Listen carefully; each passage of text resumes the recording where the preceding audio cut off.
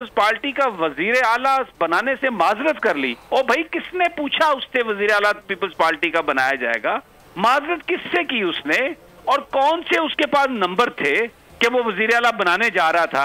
ये पैसे की बुनियाद पर टोपी ड्रामे इस तरह के ये चल रहे हैं पाकिस्तान में, और ये करते रहेंगे। इसीलिए तो इलेक्शन में नहीं जाते कि लोगों के सामने ये एक्सपोज हो गए हैं। ये बुनियादी तौर पर ठग हैं, बनारसी ठग जो पाकिस्तान में वफाकी हुकूमत पर काबिज हैं।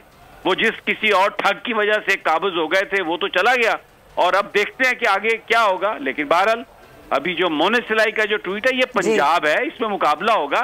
ठीक है, अब वो खत लिख रहे हैं पीटीआई वाले भी सदर मुमलिकत को कि हटाएं इस गवर्नर को, ये गैर कानूनी गैर आईनी काम कर रहा है। तो मुझे लगता है कि गवर्नर साहब ऐसा कोई काम नहीं करेंगे। अगर करेंगे तो उसके कंसिक्वेंसेस होंगे, इनको भुगतना पड़ेगा।